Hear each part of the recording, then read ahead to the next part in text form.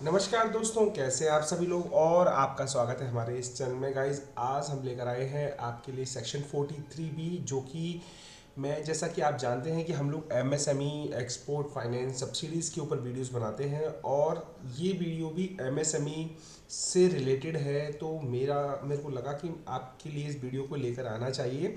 So guys, आज हम discuss करेंगे सेक्शन 43B, जो कि एक ऐसी सेक्शन है जो लास्ट ईयर ही फाइनेंस एक्ट 2023 में लॉन्च कर दी गई थी, but due to some amendments इसे मुझे वापस से डिस्कस करना ज़रूरी मैंने समझा।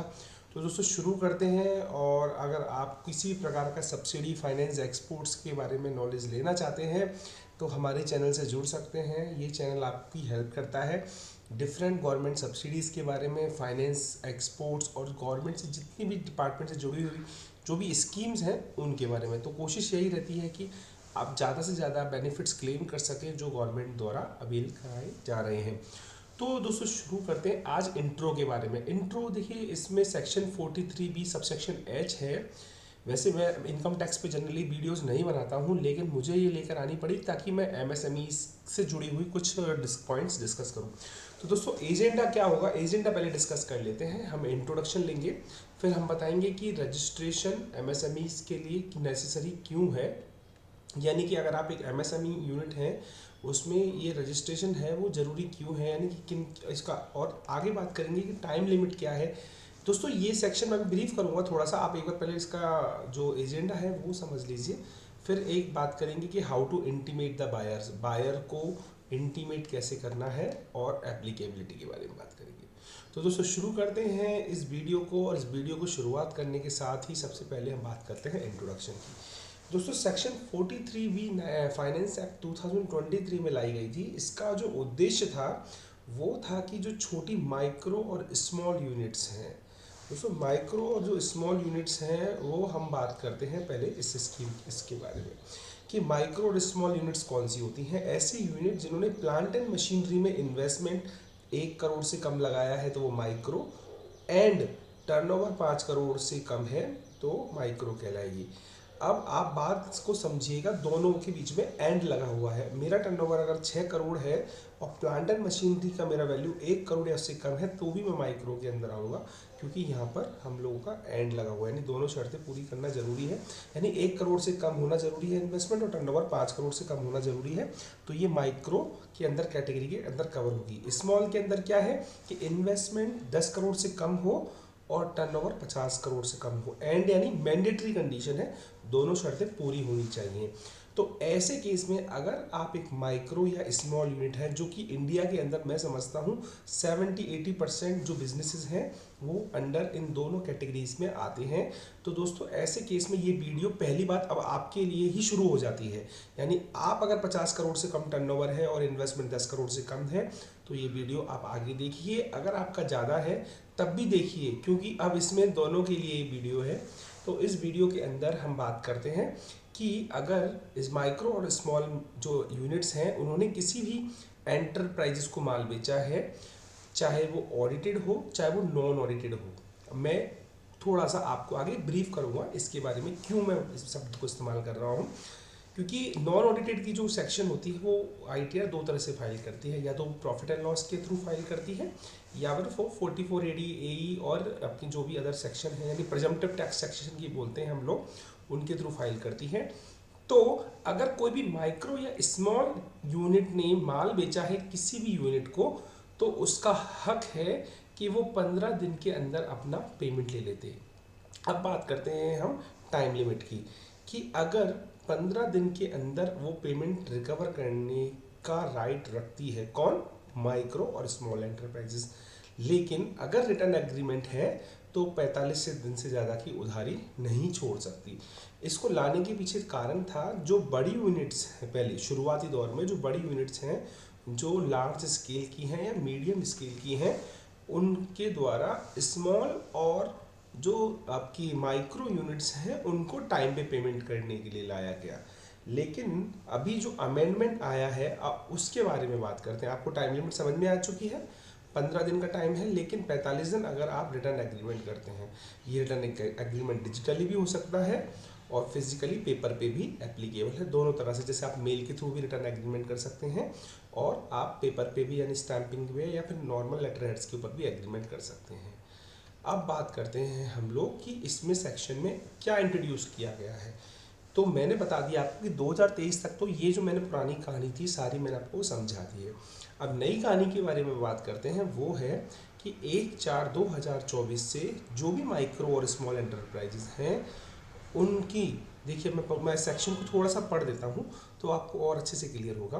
The new rule applicable from 1 April 2024 in section 43B subsection H in that any sum payable by the assessee to micro और स्मॉल एंटरप्राइजेज, यानी कोई भी असेसी जो माइक्रो और स्मॉल मीडियम एंटरप्राइजेज को पेमेंट देने के लिए दायी है, दायी यानी लायबल है, और beyond the time limit specified in section 15 of MSMED Act will be allowed as deduction only on actual payment basis। आप समझिए इस बात को। देखिए, आपको जो टाइम लिमिट मिलती है वो मिलती है 15 दिन या 45 दिन की, पहली चीज़। दूसरी बात है कि आप अगर किसी भी MSME यूनिट से माल परचेज करेंगे तो आपको 15 या 45 दिन में पेमेंट करना है। अगर आप 15 या 45 दिन के अंदर पेमेंट नहीं कर पाते हैं तो जो सेक्शन 15 बोलती है कि 15-45 दिन का टाइम, तो ऐसे केस में जो आपने पेमेंट करना है वो आपकी बुक्स में being as a expenses allow नहीं होगा। तो दोस्तों, इसका एक बहुत बड़ा कारण क्या बनता है कि आप जो पेमेंट नहीं कर पाए टाइम के कारण वो एक्सपेंसेस आपके बुक्स में अलाउ नहीं होगा। नहीं होगा तो क्या होगा, आपकी परचेज की वैल्यू डाउन हो जाएगी। परचेज की वैल्यू डाउन हो जाएगी तो क्या होगा, आपका नेट प्रॉफिट बढ़ जाएगा और आपको इनकम टैक्स का पेमेंट ज़्यादा करना होगा। आप समझिए, मैं एक एग्जांपल लेता हूँ आपके सामने। एग्जांपल इस तरह से है कि आपकी सेल मान के चलिए 3 करोड़ रुपए की है और आपकी परचेज है 2,80,00,000 रुपए की। ऐसे केस में आपका 20 लाख रुपए का प्रॉफिट बनता है, परचेज और सारे एक्सपेंसेस मान के। और ऐसे केस में आपने मान लीजिए कोई भी MSME का कोई एक्सपेंसेस किया, एक्सपेंसेस भी इसके अंदर कवर है, और या फिर कोई परचेज किया, तो ऐसे केस में आपको इस बात को ध्यान रखना है कि उसे टाइम लिमिट में पेमेंट करो, नहीं तो वो एक्सपेंसेस या परचेज की वैल्यू का जो इनवॉइस है वो P&L की डेबिट साइड में देखते हैं ना हम लोग कि purchase, expenses, direct expenses, salaries, rent, etcetera etcetera, तो वो क्या होगा, आपको अलाउड नहीं होगा और आपका नेट प्रॉफिट बढ़ जाएगा। मान लो मैंने 3 करोड़ का एग्जाम्पल लिया था, 2,80,00,000 रुपए के टोटल खर्चे परचेज सहित हैं, तो ऐसे केस में आपका मान लो 20 लाख रुपए आप पेमेंट नहीं कर पाए या किसी कारण से आपका रह जाता है, तो ऐसे केस में आपको इस जगह देखने वाली बात यह है कि आपके लिए वो 20 लाख रुपए डिसअलाउ हो जाएंगे। अब दोस्तों, इस सेक्शंस को क्लियर करने के लिए हमें कुछ और चीज़ों की आवश्यकता होगी कि यह किन पर लागू होगा। देखिए, ये हर व्यक्ति पर लागू होगा, लेकिन आप समझिए कि सबसे बड़ी जो जिम्मेदारी होती है वो होती है ऑडिटर की। ऑडिटर की जिम्मेदारी इस तरह से होती है कि उसे यह बताना होता है कि MSME को जो पेमेंट किया जा रहा है क्या वह 45 दिन से ज़्यादा ड्यू था, तो ऐसे केस में उसकी जिम्मेदारी उसे डिसअलाउ करने की बनती है। लेकिन अब इस सेक्शन को बहुत ही ज़्यादा स्ट्रिक्टली फॉलो करवाने के लिए लाया गया है ताकि इसे और अच्छे से लागू किया जा सके। तो आप सभी को ये चीज़ का ध्यान रखना है, क्लियरली आप अंडरस्टैंडिंग बनाइए कि भाई किस टाइम पे पेमेंट करें और टाइम पे ही आप अपनी जो एग्रीमेंट और टर्म्स एंड कंडीशन है वो क्लियर रखें। मैं कुछ पॉइंट्स और आगे पढ़ देता हूँ। Section 43B(H) state any sum payable by assessee to a micro small medium beyond the time limit specified section 15 so allowed only in compounding and therefore section 28 the previous in which such has been actually paid। मतलब कुल मिला के आप मान के चलिए कि actually paid करने के ही बाद आपको वो एक्सपेंसेस अलाउ होगा विद इन 45 डेज के अंदर। ओके, अब यहाँ पर कुछ लोग अगर कहते हैं कि सर मेथड क्या रहेगा, तो अकाउंटिंग मेथड कोई भी मायने नहीं रखता है। अब इम्पॉर्टेंट चीज़, ये तो मैंने बात की थी अभी तक, जो व्यक्ति पेमेंट करने जा रहा है उसकी क्या जिम्मेदारी है। अब जो व्यक्ति पेमेंट लेने जा रहा है उसके पास प्रॉपर MSME का रजिस्ट्रेशन होना चाहिए। अगर नहीं है तो आप आज ही बनवाएं, क्योंकि सुप्रीम कोर्ट का एक ऑर्डर है, उसके जजमेंट में लिखा हुआ है साफ साफ कि अगर आपको एमएसएमई अपने आप को डिक्लेयर करना है तो आपके पास एमएसएमई एक्ट के अंदर जो सेक्शन 43 भी है उसके हिसाब से प्रॉपर आपको एमएसएमई रिकॉग्नाइज होने चाहिए। और इसका सबसे बड़ा जो प्रूफ है वो है आपके लिए एमएसएमई का रजिस्ट्रेशन। तो दोस्तों अगर आपको लगता है आपके पास रजिस्ट्रेशन नहीं है, आप रजिस्ट्रेशन करवाएं, और आपको लगता है तो आप हमें भी बता सकते हैं, हम आपकी रजिस्ट्रेशन करने में मदद कर सकते हैं। आगे चलते हैं। टाइम लिमिट मैंने आपको बताई दी है। How to intimate to buyer, buyer को कैसे इंटीमेट करना है। तो after amendment in 43BH in budget 2023 many supplies has started include their MSME registration number on their invoices. आप क्या कीजिए कि अपने बिल के ऊपर अपना एमएसएमई का जो रजिस्ट्रेशन नंबर है, जो हम इसको यूएएन पहले बोला करते थे, तो हम लोग एमएसएमई का जो रजिस्ट्रेशन नंबर है वो आप प्रिंट करवाएं।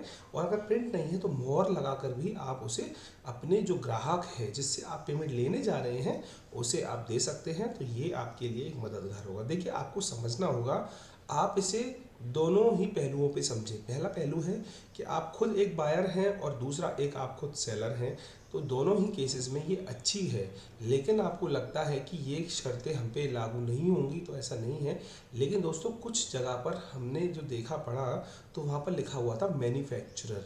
मैन्युफैक्चरर अभी तक क्लियरली नहीं है, सिर्फ यहाँ पर एमएसएमई यूनिट को सप्लायर और बायर के फॉर्म में ही मेंशन किया गया है। दोस्तों आपका अगर कोई सवाल है तो आप मुझे ज़रूर लिखिएगा। मैंने आपको मेल आईडी दे देता हूँ आपको डिस्क्रिप्शन बॉक्स में, या आप मेरे चैनल के जो होम पेज है उस पर जाकर भी वहाँ से मेरा फ़ोन नंबर ले सकते हैं। लेकिन मुझे व्हाट्सअप ही कीजिएगा, फ़ोन नहीं कीजिएगा प्लीज़, तो मैं आपकी इसमें मैं मदद कर पाऊँगा। ओके, तो गाइज़ ये मैंने आपको बता दिया है कि कैसे आपको बायर को इंटीमेट करना है, यानी आपके बिल पे आपका नंबर, रजिस्ट्रेशन नंबर मेंशन होना चाहिए, जो मैंने अभी आपको थोड़ी देर पहले बताया। आपको एप्लीकेबिलिटी की बात करते हैं तो 44 ये आपके 44 एडी और 44 आपके एडीए सेक्शन बोलते हैं, इसको एडीए होना चाहिए था, गलत लिख दिया। 44 एडीए जिसमें हम सर्विस सेक्टर की बात करते हैं, उस सेक्शंस के अंदर मैं इसको पढ़ भी देता हूँ। Section 43BH may be applicable as case where default payer has declared income 44AD or section 44D. My reason is as follow. Section 43B override any other provision of the income tax act because it's with the non-option clause. तो दोस्तों ये सारी चीज़ें हमने cover करने की कोशिश की है। डेफिनेशन में आपके सामने आपको दिखा रहा हूँ। एक बहुत अच्छा पॉइंट और है जो मैं लास्ट में कवर करना चाहूँगा इस वीडियो के में। तो दोस्तों ये है कि interest payable under the MSMED act delayed payment is not allowed as an expenditure under section 23 of the MSMED। तो दोस्तों आप ध्यान रखिए कि अगर कोई भी ब्याज आपने पे किया है किसी पार्टी को, किस कारण से कि आपने डिले पेमेंट किया है, तो वो एक्सपेंडिचर आपको अलाउ नहीं होगा। मान के चलिए आपने 45 दिन के अंदर पेमेंट करना था लेकिन आपने उसको 70 दिन में पेमेंट किया, तो वो जो 30-35 दिन का आपने ब्याज दिया है वो P&L में अलाउ नहीं होगा। अच्छा दोस्तों, एक अच्छी चीज़ में आपका क्वेश्चन अभी आ रहा होगा कि सर हम लोग मान लीजिए 45 दिन के बाद पेमेंट करते हैं तो क्या हमें वो एक्सपेंसेस अलाउ ही नहीं होगा। दोस्तों बिल्कुल अलाउ होगा, लेकिन वो नेक्स्ट फाइनेंशियल ईयर में अलाउ होगा। आप समझिए कैसे कि अगर आपका जो पेमेंट है वो नेक्स्ट फाइनेंशियल के हिसाब से अलाउ होगा, क्योंकि इसके अंदर 45 दिन का एक क्लॉज लिखा हुआ है साफ साफ कि 45 दिन के बाद में। अब देखिए मैं आपको एक लाइन को वापस से पढ़ाता हूँ, आप समझिए इस चीज़ को। इसमें देखिए एक ऊपर लाइन है, the income tax provision aims to promote, ये वाला आपको मैंने बता ही दिया है। एक हाँ ये रहा, एक्चुअल पेमेंट के बेसिस पे will be allowed as a deduction only on actual payment. यानी आप समझिए कि उस साल के अंदर तो उसको पेमेंट करना ही करना पड़ेगा। और this rule is introduce to promote timely payment to MSME, discourage delay payment. The proviso of section 43 which allow deduction on accrual basis if the payment is made by due date filing the income tax return does not allow section 43H। तो दोस्तों ये सारी चीज़ें point करने की कोशिश की हैं, और ये वीडियो अगर आपको अच्छा लगा हो तो प्लीज़ लाइक कीजिएगा, शेयर कीजिएगा, सब्सक्राइब कीजिएगा। Thank you very much. मैंने आपको फ़ोन नंबर मैंने दिया हुआ है, मेल आईडी दी हुई है। आपकी क्वेरी आप मुझे व्हाट्सअप या मेल ही कीजिएगा प्लीज़। और ये आप इसको अगर लगता है कि ज़्यादा से ज़्यादा लोगों से आप इसको आप लोगों को रेफ़र कर सकते हैं तो उनको बताइए ताकि वो इसे पढ़े। देखिए लास्ट में कंक्लूजन यही दूँगा, दोनों ही लोगों के लिए अच्छा है, क्योंकि अगर मैं बायर हूँ तो मेरे को लगता है कि यार मेरे को पेमेंट टाइम पे देना है, लेकिन मैं सेलर भी तो हूँ साथ में। तो ये दोनों चीज़ों का आप ध्यान रखें। Okay guys, thank you very much.